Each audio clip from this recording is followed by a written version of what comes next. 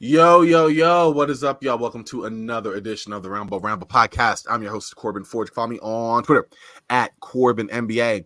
This is a Sports Ethos presentation, so check out Sports Ethos on Twitter at Sports Ethos, online, sportsethos.com.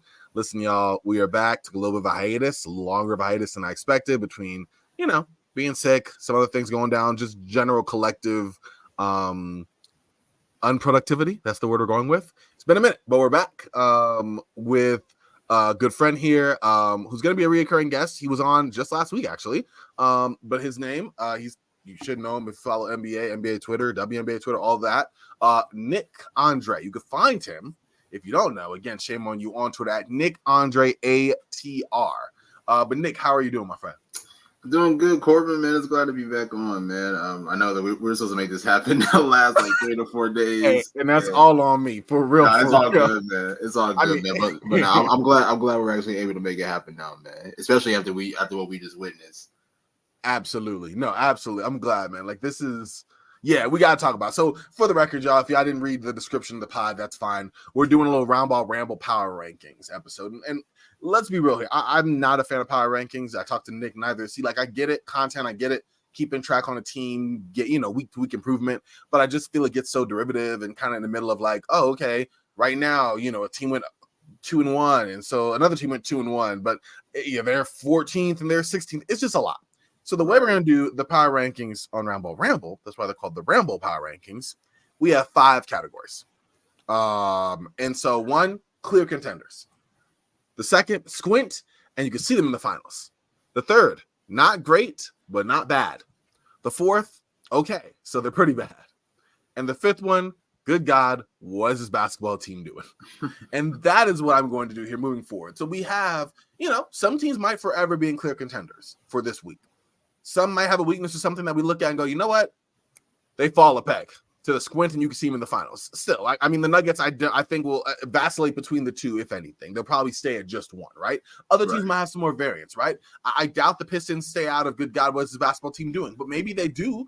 And, in April, a weaker schedule, teams kind of phone it in. Maybe they go to, okay, they're just pretty bad and not horrific, Who knows? But that's how we'll do it here. And what we're going to do is just kind of go into each of our rankings, kind of share the teams we have in those tiers, and then take some time to discuss any that we think are interesting. So we're not beholden to talk about every one of them. I have 8 teams and not great, but not bad. I'm sorry. Maybe another episode you'll get all of them, but not this one. But you might get a curious talking point between me and Nick based off what basketball we've seen from this team that matches this tier. For example, the Lakers had a heck of a game against the Clippers, and that might have affected how we looked at both of those teams in terms of where they fall in the tier, or it might not because injuries were a big factor. So we'll discuss that. But that's basically how the power rankings or the Ramble rankings will consist of. But yeah, let's kind of get into it. I mean, we can talk about the Lakers Clippers game that we just finished watching. If you're listening to this, you'll be listening to this on the 29th. So we're recording this on literally the late evening of the 28th. Lakers just came back from a thrilling 21-point comeback against the Clippers. LeBron James outscored the entire Clippers team in the 4th quarter. LeBron at 19 points, Clippers at 16 points. LeBron is insane. It's insane. So we'll talk about him. We'll talk about the Lakers here in a bit. But where do you want to start? Do you want to start from the bottom and work your way to the top, Nick, or do you want to start from the top and work your way to the bottom? Start from the bottom. Let's make our way up to some of the best teams in the NBA. I like it. Build up. Like it. There we go. Let's do it. So who do you have in the good God, what is this basketball team doing category? Well, I have 3 teams. So first I'll start with the Charlotte Hornets. And it's weird because all season I've been saying, there doesn't seem like there's a true direction as far as where this franchise is going. They have great prospects, obviously LaMelo Ball, who many people still look upon as their franchise player, but you also have an emerging rookie right now in Brandon Miller who deserves that respect. Also, another thing is I'm a really big fan of Trey Mann on this team. I really think that he's been playing really good basketball on this team. Mm-hmm. So I love the Hornets talent-wise on the roster, but it still feels like there's not a true direction as far as where this team is going. So that's why I do have them on that list, even though I'm not as low on them as the other 2 teams that I'm going to mention.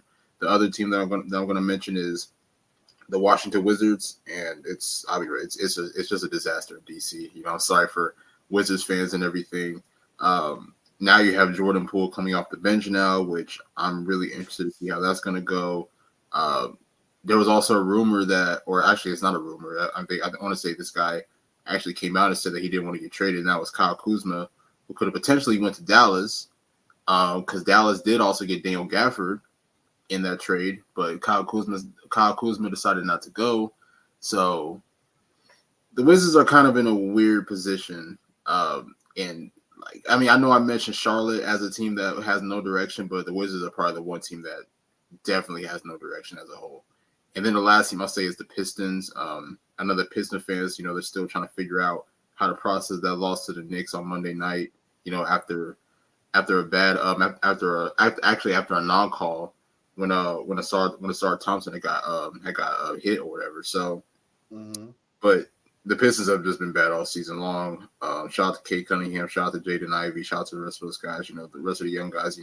I love a lot of those players there, but it's just no direction. I mean, I wouldn't say there's no direction there, but definitely no direction this season.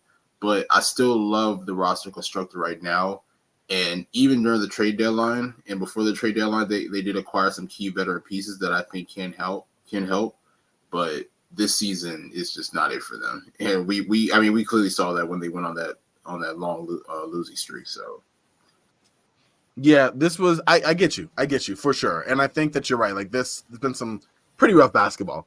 And Detroit did get robbed most recently against New York, and I think they've been more competitive as of late, especially post. They have for sure. And that's the thing too, though. Like, not to cut you off, is that even throughout that 28 game winning streak, a lot of those games were really competitive.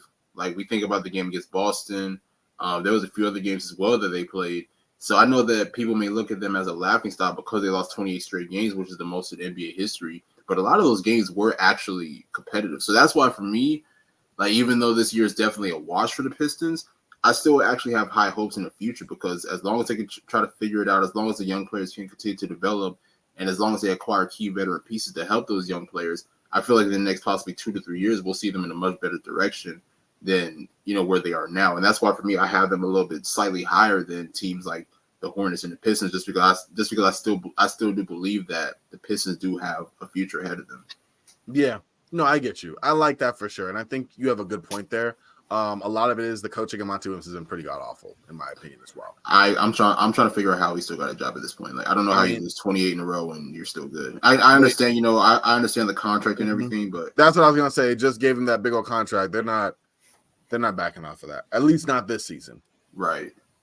But I agree. Like, he's a decent coach, but he's not a great coach, especially not for a rebuilding team. Look what he did in Phoenix. So I wasn't a fan of that, but here we are. But yeah, so my teams that are in here, it's gonna be interesting because they're a little bit different. I have the Pistons and I have the Wizards. After they lost to Golden State, there's now been 12 straight losses. Then I have the Spurs, who have 5 straight losses, but I also have the Brooklyn Nets. The Nets have that's a good one. Positively inept on both ends of the floor. It's not even been just the losing like some of the other teams I mentioned in here. It's just been the ugly losing that's taken place. And so, I mean, I get it. You move on, you move on from Jacques Vaughn. You now go to Kevin Ollie. Like, I understand that for sure. But it hasn't really helped them too much. They got blown out the building from Orlando. I'm sorry. They haven't lost. My bad. They haven't lost. No, I didn't say I lost any straight. They did beat the Grizzlies, but it was such a short-handed Grizzlies team. I didn't even look at it so seriously. You know what I mean? Before that, after that, they got blown out by the Magic. Before that, they got blown out by the Timberwolves. Before that, they got blown out by the Raptors. Like, you're kind of getting the theme here. And before that, they lost by, 50 to the Celtics? Yeah, to Boston, yeah. So, and before that, also the Celtics again, like, they've been horrible. And a lot of it's just the team direction. I really think this team should have made a move at the trade deadline. I really do think that they should have, whether it was moving off of Mikal Bridges and getting picks and stuff back, whatever the case may be, but to rebuild around a guy like Mikal, who I like, but is just a very good ancillary player, didn't make a whole lot of sense to me, especially since look what they're doing. Like, it's nothing. It's been really, really rough. I guess I like Dennis Schroeder there, giving him a little extra jolt of energy, but like, Brooklyn just seems to be doing this thing where they pick up what I call signature losses. Like, they just find a way to lose a game in a specific kind of way. Their offense is not existing. Cam Thomas has shown his weaknesses. Like, he can cook, but he needs a very specific set of environment to cook. It's not something that just happens all the time, especially against like focused defense. Mikal Bridges and Cam Johnson aren't exactly taking the pressure off of him. Nick Claxton is there, but like it's just these guys are good but not great folks. Who you lose Royce O'Neal, so you lose another solid kind of fixture in there, and you look horrible. The spacing isn't there. The defense isn't there. The offense isn't there. That's why they're definitely on that good God, what is this team doing? Especially considering that they really thought they were going to compete for a playoff spot. And at best, they could still, go for the play-in. But even so, they're going to be dismissed unceremoniously. Like, this team is just rough. You definitely hit everything with the Nets on that one. So this team, even after they dismissed Jacques Vaughn, I was just saying, it's just time to just go for a rebuild. I think, Mikal Bridges, he's a good player, and we have to give him credit for the breakout season or the breakout second half of last season after he got traded from Phoenix. But I think, like, as we've been able to look at him this season, I don't believe that he can be a guy that you can build your team around. Not a bad thing. He's a really good player, but he's definitely not a franchise guy. I don't think he's a perennial all-star player, and that's fine. The whole situation with Ben Simmons is just I don't even know what to call it, honestly. It's like, he's playing, but then he's not playing. And honestly, even when he was playing, I thought he had a pretty good game or two, but it's all about availability. So that's one of the biggest things for me as well. But you mentioned everything. The floor spacing is terrible. They got a lot of decent players, but it just seems like a lot of them are not really elevating to the potential that they can go to. And it's crazy because you mentioned Nick Claxton. And I feel like last year Nick Claxton was very underrated, and I feel like he had a really good last season. Who also another guy who I thought could have been in the Defense Player of the Year conversations, a guy who could have been in the Most Improved Player type conversations. But and not saying that he's played bad this year, but I think probably because Brooklyn has just been so terrible, it's like I think people are just not really paying attention, or that people are just not necessarily caring. So if you ask me, the Nets, I think it's just time to go in a brand new direction. This whole sequence or scenario with them has not worked out, and that's okay. It's just time to move on. Yeah, I think that's true. No disrespect to Kevin Ollie, but I think the Nets just need to make some wholesale changes. Maybe that's not the coaching, but they definitely need something done, because this team right now, like, you're trying to win and you're not doing it. And that's why they have the top rank of good God, what are they doing? But let's go into the next tier. And this one was okay, so they're pretty bad. Nick, who do you have in this tier? This one had for me 1, 2, 3, 4, 5, 6, 7, 8, 9. 9 teams. Ooh, that's a good question. Mm-hmm. Okay, so they're pretty bad. So I mentioned Charlotte. I have Charlotte in there. Okay, you got Charlotte in that one? Okay. Yeah, I can read you mine if you want. Yeah, go ahead. You're good. Okay, so I have the Blazers, I have the Bulls, the Jazz, the Heat. This is pending, but this is the power rankings as they are right now, although I have to change it after they beat the Kings shorthanded. I have the Raptors, the Rockets, I already mentioned the Hornets, the Grizzlies, and the Hawks. And so those are my teams in that tier. I would say the Spurs, I would say the Raptors, and then I would say Portland.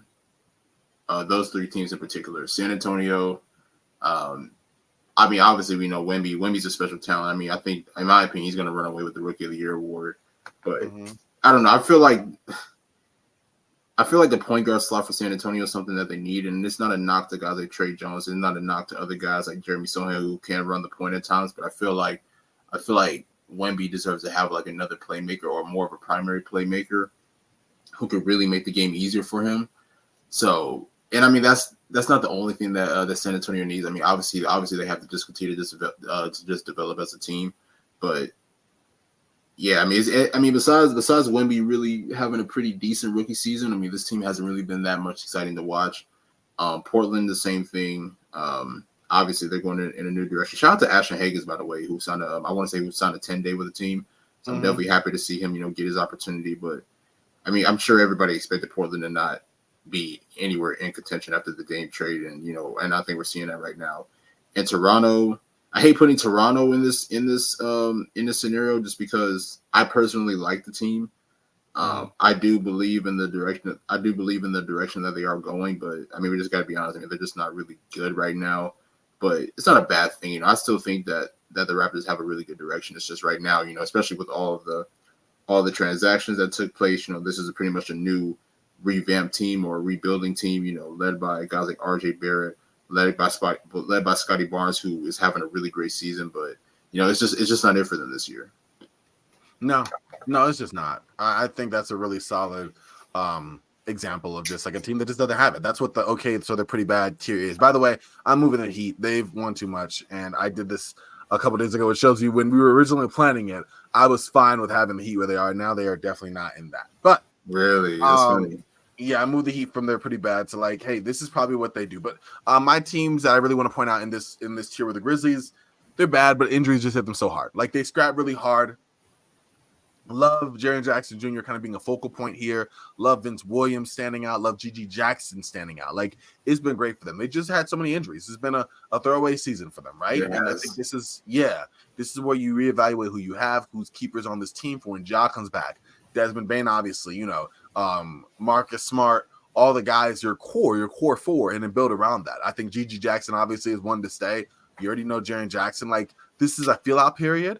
But the Grizzlies, I mean, yeah, they're pretty bad. They're just on the requisite talent on a night-to-night basis, right? On the other team, it's the Bulls. Like, come on, this team. I mean, they get some wins. They had a nice win tonight, but it just doesn't work. It's a good win against New Orleans too. So I was really impressed with it.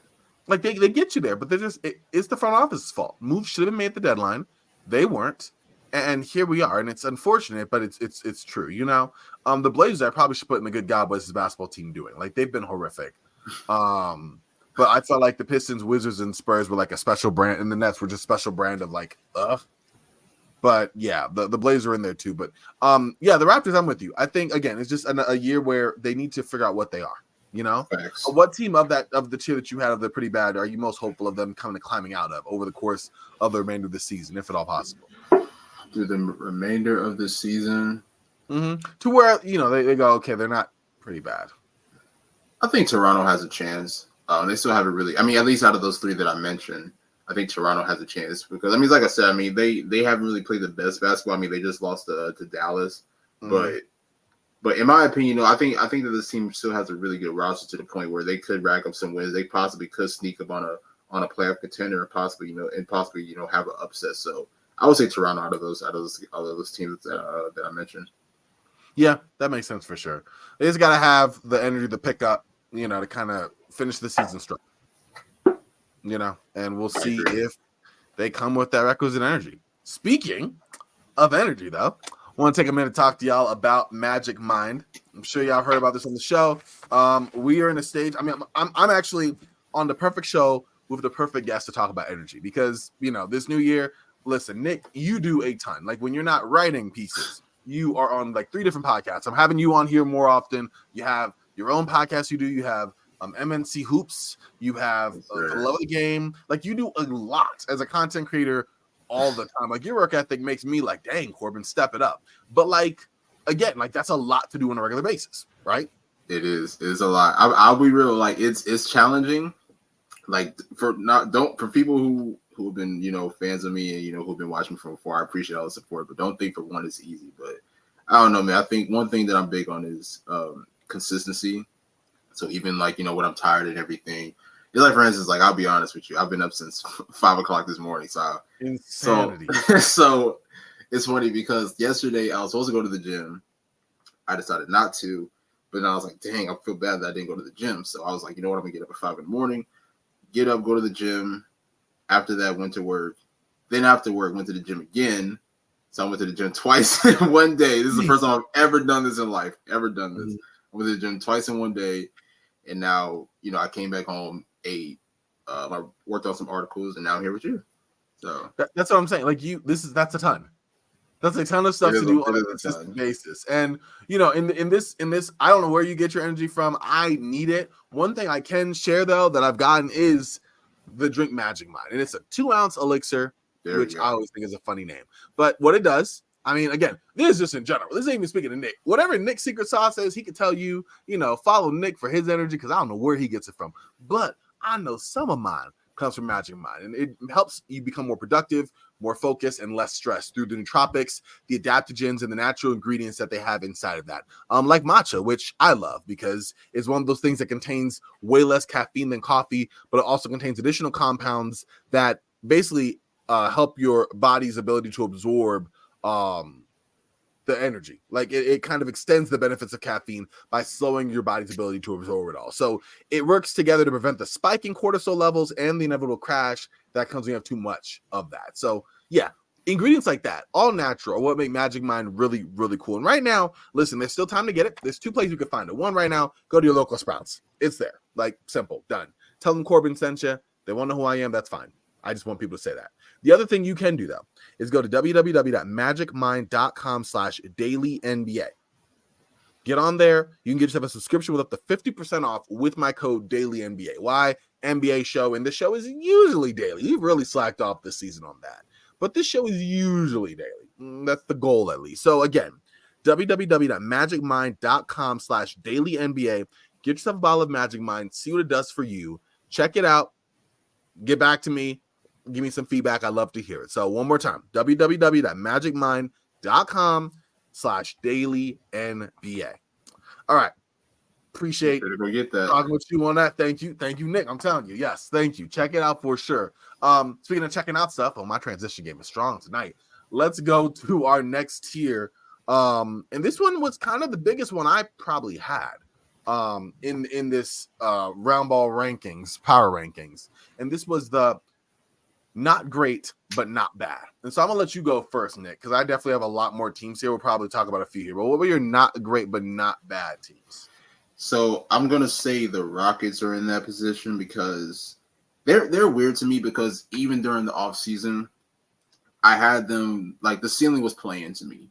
I know that they acquired guys like Fred VanVleet. They got a key veteran in Jeff Green. Of course, to surround your young guys like Jalen Green, Jabari Smith Jr., Alfred Sengun. So they have an abundance of young, terrific talent. But I knew that it was going to take some time to fully figure things out. I knew that it was going to take some time to really, establish themselves as true playoff contenders. And shout out to Ime Udoka. I think that Ime Udoka is doing a really good job out there in Houston. And they played pretty good basketball, like during certain stretches. I mean, they just had a recent loss to OKC, but Houston, I like Houston a lot. I mean, they're not necessarily a great team, but they're a team that I can watch. I was like, okay, I can see the direction. Another team that I'll say is the Golden State Warriors. They played a little bit better as of recent, but give credit to the team for making adjustments. Now we see Klay Thompson a part of the second unit now, and I think that he's been balling out. I think his last like 4 to 5 games, he's averaging like 19 a game. So give credit to him. But and I get it, I mean the Warriors are the Warriors. We already know this team is one of the more storied dynasties of all time. But I think we just got to come to reality that it's 2024 and this is not 2015, 16, 17 anymore. So, this is a pretty much brand new team. This is an older team. They're still good. Obviously, you can't count them out just because of the greatness of Stephen Curry. But, we also have to understand that this team is not necessarily in contention like any other team as well. So, those are my 2 teams. And then another team that I'll say the Miami Heat. I know that's probably going to shock a lot of people. But, I definitely agree with you about what you said earlier. Miami has played a lot better as of recent.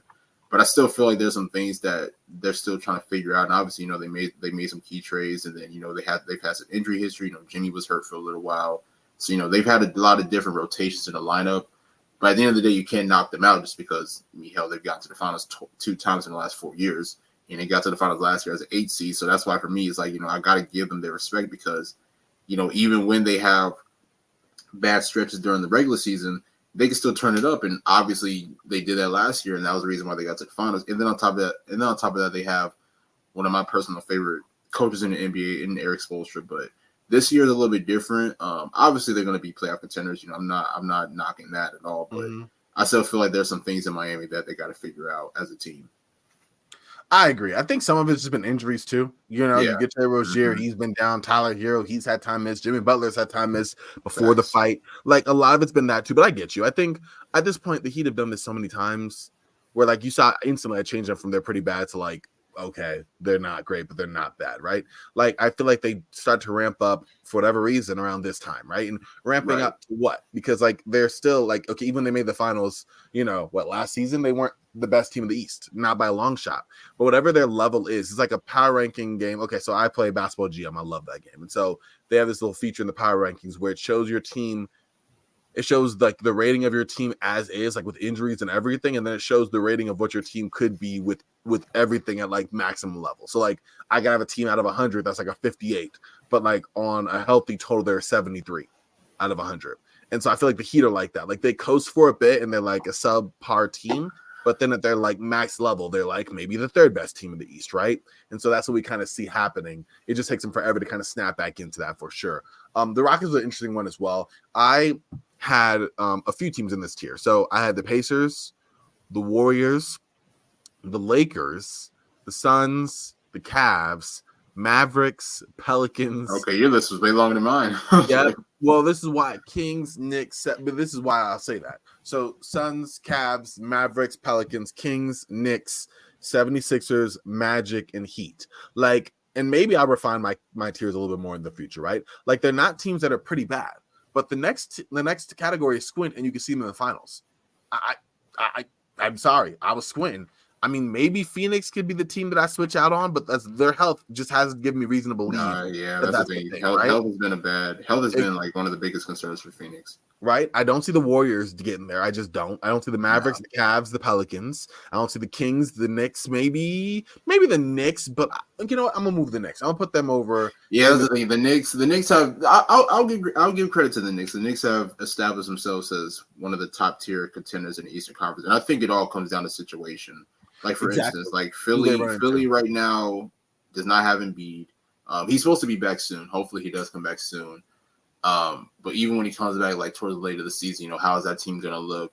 Milwaukee, they're still trying to figure themselves out. Milwaukee's honestly, I don't even have Milwaukee as like one of the top tier teams. Honestly, I mean, I know that they're one of the top teams in the Eastern Conference, but this is not a team that I'm not at least now I'm not necessarily high on as far as winning a championship or even getting to the finals. So that might sound crazy. I might have New York like a tier above Milwaukee. And obviously, talent-wise, Milwaukee has a better team. I mean, let's get that out the way. But Milwaukee's definitely a team that's just still trying to figure things out. So that's why I don't have them as like one of the top tier contenders in the NBA. Yeah, no, I think you're right. That's a solid one for sure. Just I don't know. Like, again, these teams for the most part, like I love the Lakers. Let's talk about the Lakers. We have a moment here. I know they're probably in your they're in your next category. So we'll talk with them now because we'll transition from that into the next category. But what did you think? What did you see from this Lakers team here against the Clippers this last night when people listened to this? Because they showed in a nutshell why they are as bad as they've been and also why they are as good as they've been or as good as they can be. And it really came down to one player. But I want to get your take in totality. Yeah, for most of the game, there was a lot of lapses defensively, even just from about everybody. I mean, even from LeBron himself. I saw there was a lot of possessions where LeBron like pretty much was just sleeping on defense. He wasn't closing out on shooters, and then he was leaving a lot of guys wide open. Mm-hmm. So, and that's the thing about this Laker team is that, like, the roster's good. I'm not gonna say they're great, but it's good. And I feel like a lot of guys, they can contribute on a night-to-night basis, but it really just depends on a certain night when you catch them. Like, for instance, like D'Angelo Russell. Like, people kill D'Angelo Russell because he has a lot of these inconsistent games, but you got to keep him on the team just because whenever he is going offensively, whenever he does find that rhythm, it makes his team way better. Like, and I want to say there was a stretch where D'Lo was just straight cooking, and it was like the Lakers were winning around this time. So that's the thing, because I knew around trade deadline, a lot of Laker fans, a lot of people in Laker Nation, they were like begging for D'Lo to get traded, but it's like you can't trade a guy like this. Not me. Yeah, or definitely not you. Definitely not you. No, but I know. I'm saying that just so everyone can hear. I know you. Yeah, I get that. Yeah. But I mean, but that's the thing is that D'Lo is such an important factor on this team. You can't trade him. Same thing with a guy like Rui Hachimura, who LeBron had initially kicked it out to him in the corner. He missed it. They get an offensive rebound. LeBron gets it to him again, and he knocks down that big 3-point shot to put him up 3. So, like that's the thing. Like this Laker team. They don't have they're not a great team by any means, but they're still a pretty good team. And I mean, this is still this is still kind of the same roster that you had last year, that you traded for last year, that got to the Western Conference Finals. They knocked out who they playing in the first round. I'm just missing it right off my head. Who they played in Who, the Lakers? Round. Yeah, the Lakers. Last year the Grizzlies. Yeah, the Grizzlies in the first round. Yeah, they beat the Grizzlies in the first round. Then they beat Golden State, and then they get to Denver. And I know they got swept in that series, but I'll be honestly, I will say this about that series in the conference finals is that I feel like that was more so on AD. I feel like AD could have definitely like risen more to the challenge against Jokic because he had 40 in that game one. Like he played phenomenal basketball in that game one. But I feel like throughout the rest of that series, I feel like he wasn't necessarily at his best. And not saying that if he was at his best that they could have won a series because I probably would have still picked Denver to win that series, but it definitely would have not been a sweep by any means. But this Laker team is just one. Obviously, you know when you have 39-year-old LeBron James dropping 19 points in the fourth quarter like that, which I don't know if we'll get that on a night-to-night basis, but just being locked in and just being so engaged into the game to be able to spark that comeback. You know, when you have a guy that caliber, you know, you can never count this team out. So the Lakers, they're good. They're not great, but you know, with this roster, and then of course being led by LeBron and AD, they're just a team that you just can't really count out by any means. Yeah, no, absolutely. It's one of those teams. It's one of those teams where as long as LeBron's in a 0-0 playoff series and healthy, they got a shot, right? Exactly. Well, I'd say as long as AD's healthy too.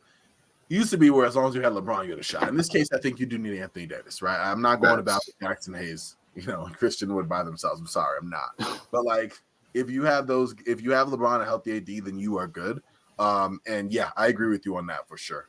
But let's go to our next tier. This is the second to last or second to the top. Squint, and you can see them in the finals. I have 4 teams in this tier, although I'm thinking about dropping one after tonight. That's the Timberwolves, the Thunder, the Clippers, and the Knicks. I like that. I got Minnesota, and I definitely got OKC in that conversation. I'll put the Knicks in that conversation as well, and I want to put this team in there, but it's so tough for me to put in there. But I want to put Philly in there just because I feel like they've been clowned a lot, because Joel Embiid has yet to make a conference finals appearance. But as I was watching them early this season, even after the Harden trade, I was like, this team really might have a shot at making something happen. Like I feel like obviously less talent than what they had in recent years. Obviously when you talk about James Harden, you talk about Ben Simmons, you talk about Jimmy Butler. So obviously, there's less talent. And I mean, it's not a knock to this team. Tyrese Maxey has emerged as one of the best second options in the NBA. You can't even deny that. But when I'm watching Embiid average like 33, 34 a game, and then you see Maxey being able to contribute offensively, and then just watching the supporting cast that they have, I mean, hell, they had a really good trade in my opinion. Acquiring a guy like Buddy Hield, who I believe is a really good piece for this team. If they have a healthy Joel Embiid and he's able to be a monster in the playoffs as he has been, throughout the regular season, I could possibly see them getting to the finals. Now, I'm not going to bank on it. Now, I'm not saying that it's a guarantee, but anything can happen. And then New York, go ahead. Oh, no. I guess, I don't know. I have the 76ers a tier down because I don't know if they have them beat. If they don't have them beat, I think we've seen they're not that good a team. They remind me of that question mark. Yeah. They remind me of that Brooklyn Nets team once they traded KD and Kyrie. Like their record looks better than they actually are now because the impact of their loss hasn't quite set in. You know what I mean? But I'm with you. Like I think Tyrese Maxey is a great player. Like I totally think he is. I definitely also think he's overmatched right now as the main option, right? Like he is a great player playing off of Joel Embiid. But right now you have a Joel Embiid massive sized hole. And if he's not back, or worse, if he's back and not like 70%, goodbye. Like we've seen Embiid when he's not at full strength. This is not a great Embiid. Yeah. And that's when he's had stronger teams around him. I think this team's pretty strong around him. But like, no, I think if he's not there, they go from just from a contender to a mediocre team for me. But I see why you have the faith in it. I totally understand that. Yeah, I get that. And that's like I said, that I think that's the biggest question mark right there is if Joel Embiid is available. And if not even just being available, but just being like, to the point where he can continue to play his high level play. So if he's able to do that and still be able to average the numbers that he's been averaging, like even before the injury, I can definitely give Philly a good shot at making the Eastern Conference Finals and potentially NBA Finals. But it's all about, about that guy right there, number 21 for the team. Another team, like I said, the Knicks. I really like this Knicks team, but it is all about health as well. OG Anunoby, he was injured for a little while. Julius Randle, he was injured for a little while as well.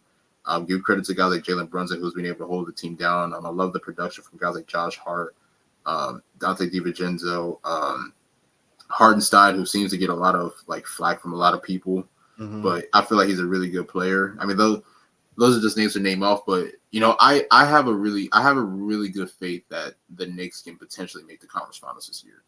I'm not gonna bank on it. I'm not gonna guarantee it, but I feel like anything can happen. I mean, obviously, Jalen Brunson has just been super sensational, throughout the season and even throughout his Knicks tenure. So that's part of the reason why, if the Knicks are healthy heading into the playoffs, then I definitely give them a shot at least making the conference finals. And then OKC and Minnesota. OKC, I have them up there just because of the record, but I wouldn't necessarily guarantee it. Like I don't know if OKC really makes the conference finals. Like they might get to the second round, and then I think that they could possibly be a second round exit. I feel like, even though they have a lot of great young talent, I feel like one thing that they are missing is some key veterans on that team who have been in playoff situations, who have been in final situations that can possibly help this team, get along the way. Obviously, SGA, he's had playoff experience, early on with the Clippers. And then, of course, that 1 year with OKC when he played next to Chris Paul. But I still feel like the team is going to need a little bit more if they're really going to establish themselves as true playoff contenders or as true, like, championship contenders. And then Minnesota as well, you can't knock what Minnesota's been doing all year. They've been consistently the best team in the Western Conference. Anthony Edwards has continued to just show us that he's just a sensational all-around talent. Karl Anthony Towns is really stepping in as a great second option. You have a great interior defender, Rudy Gobert, but then they also have a really good supporting cast. Like Jaden McDaniels is a really great player. Mike Conley, being a key veteran point guard. Steady. Yes, facts. And then even Naz Reid, I'm a really big fan of Naz Reid. I don't know why, but I've just been a really huge fan of Naz Reid throughout the season. So Minnesota has a really good chance, man. I think they can definitely make the conference finals, at least the conference finals, and then even potentially the NBA finals, depending on who they match up against. Exactly. I agree. I think he's raised to another level in the postseason every year. He's been in the postseason. You have good chemistry now with your defense all in accord. Obviously, Rudy Gobert's comfortable there. And Mike Conley's been great. So, no, I'm with you. I definitely can see this team again. It's not a deep squint, too, to see them making the finals. Is it something I think immediately will happen? No. But I could see it. The Thunder are like that, too, because they have the talent and they have the personnel. They're just young, and overall, they're just young. Like, I mean, SGA is your oldest guy of that core, and he's had some experience, but that's really about it. And so, I definitely wonder what they look, but they've been so good and so consistent at this point. There's only so much of a grain of salt you could take with how good they've been, right? Facts. Yeah, so I'm with you on that for sure. The Knicks, same thing. Like they've just been solid this season. The Clippers were interesting to me because they've went on a run, but recently, since the All-Star break, they've really faltered down the stretch here.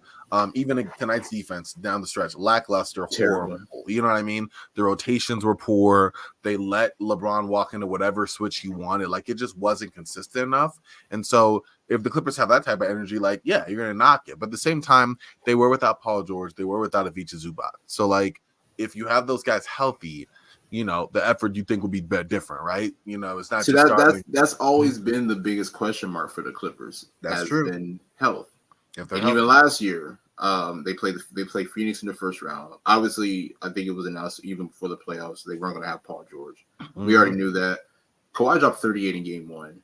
Absolutely, like, torched the Suns. Ended up getting a good game one win on the road. Now next, heading into game two, and then he's out. Yep. And now you have Russ trying to get triple doubles and everything, trying to keep the team afloat. But at the end of the day, it just wasn't enough. Yeah. He turned back the clock for sure. Like he definitely was like that, but it's just not like that team is not like that. And you're right. Like if there's another, and Paul George, I mean, the guy's playing for, an extension, hopefully trying to stay in LA. So we'll see how that looks. James Harden, same thing. But this team here, I mean, their window is shutting fast. All these guys are in their, just below to square in the middle of their 30s, right? Right. So like this is the spot you have right now. And so yes, if the talent's there on the floor, they are as good as any of them. And that's why I could see them in the finals. But I could have said the same thing for them last year, and the same thing for the year before that, and the year before that, and the year before that, right? Since 2019, yeah. Yep, exactly. So at this point, you're right. It's one of those things where we won't know until we see them healthy, and if that's even a thing that happens. But yeah, I'm with you on that. But let's get to our final tier, the final frontier. Just kidding. I have two teams in there. Clear contenders. I have the Nuggets and I have the Celtics. Same here. Same thing. I knew we would have that. So this is where I'm going to spice it out as an additional question. Who do you feel better about at this point in time of winning it all? I think this year Boston's got to get it.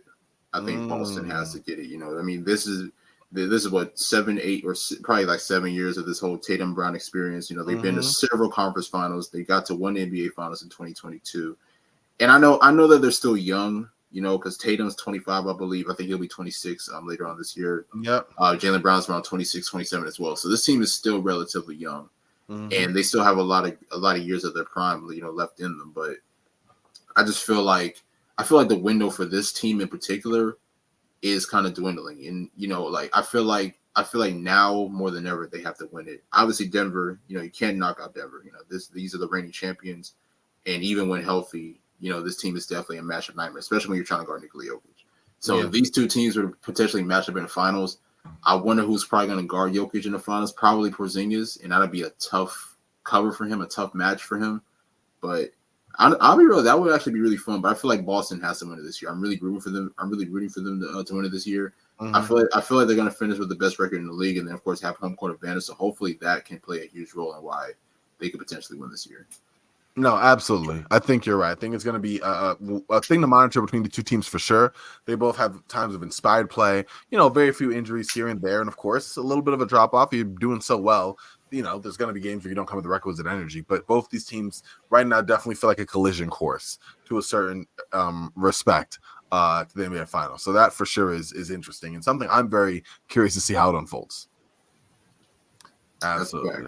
Yeah, but listen, man, again, thank you for coming on. That's going to do it here for this episode. Before we officially close it out, Nick, tell the good folks where they can find you and all the great work that you do. Yes, sir, man. Once again, appreciate you, my guy, Corbin, for having me on, man. It's always a blast every time, you know, we hop on a pod and talk NBA hoops, man. You know, it's always good, man. But yes, sir. Make sure to follow me on Twitter or X, whatever you want to call it, because I know people call it two totally different things. For real. At Nick Andre ATR. I'm a writer, analyst, podcaster covering everything from high school to the pros. Check out For the Love of the Game. New episode will be out probably around the time you hear this, so make sure to check out my episode and then, of course, this episode as well. And then, of course, I actually have a new podcast now titled Believe in FSU Basketball, where I cover Florida State's men and women basketball teams, so make sure to check that out. And, of course, I still have MSC Hoops. Shout out to my guys, Michael and CJ. They'll be on here soon as well. You know, we're going to do a mock draft hopefully soon, so make sure to be in tune for that.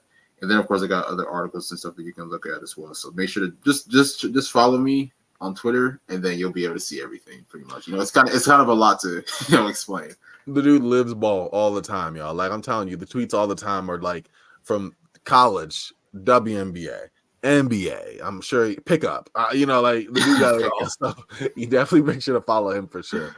Listen, I don't have as much as he does. I'm not going to say I do, but you follow me on Twitter at Corbin NBA, CORBAN NBA. Check out Roundball Ramble. I got roster reconstruction with my guys at Switch Theory, and then the Sports Ethos Charlotte Hornets podcast as well. So those are the balls we have going up in my court over here. So if you make sure to stay tuned for that. We're going to have more draft content coming up here on Roundball Ramble. As Nick alluded to, we're going to have a mock draft coming up here pretty soon that I'm very excited about. Some profiles, probably have Nick back on again for the college stuff he does and just talk about some of those guys too. But I'm definitely curious to kind of get a little bit of an edge or a little bit of a early start on the draft coverage on Roundball Ramble that I did the year before, especially in a class like this, where it's really kind of up in the air. So yeah, especially with March Madness starting soon, man. There's gonna be a lot of draft content. Exactly. So we're gonna get on board with that too and just make it happen. I'm excited to see what that looks like. But yeah, y'all, that'll do it here for Nick, for myself. Another episode of Roundball Ramble. Can't even get the words right. We are Frosty. Y'all stay frosty, and we'll talk to y'all real soon. All right, y'all.